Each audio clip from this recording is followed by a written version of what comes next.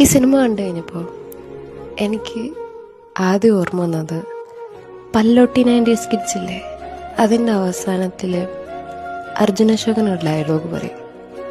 നമുക്കെന്ന് പറയുന്ന അച്ഛനും അമ്മയും നാടും വീടും ഒന്നും നമുക്ക് തിരഞ്ഞെടുക്കാൻ പറ്റില്ല. നമുക്ക് ആകെ തിരഞ്ഞെടുക്കാൻ പറ്റുക നമ്മളെ കൂട്ടുകാരെയാണ്. അതും ചുമ്മാ പറയുന്നത്, അതും ദൈവം തരുന്നതെന്ന് പറഞ്ഞില്ലേ. ലിറ്ററലി ഈ സിനിമ കണ്ടപ്പോൾ എനിക്കതാണ് ഓർമ്മ വന്നത്. ഭൂമിയിലെ ഏറ്റവും വലിയ ഒരു മാജിക്കൽ റിലേഷൻഷിപ്പ് ഏതാണെന്ന് ചോദിച്ചു കഴിഞ്ഞാൽ ഞാൻ പറയും അത് ഫ്രണ്ട്ഷിപ്പാണെന്ന്. കാരണം നമുക്ക് സ്വന്തമെന്ന് പറയുന്നവരെക്കാൾ കൂടുതൽ നമ്മുടെ കാര്യങ്ങൾ നമ്മളെ കൂട്ടുകാരോട് ഈസി ആയിട്ട് പറയും. ഇത് അത്തരത്തിലുള്ള രണ്ട് കൂട്ടുകാരുടെ കഥയാണ്. ഹേയുവിൻ്റെയും മീസോയുടെയും കഥയാണ്.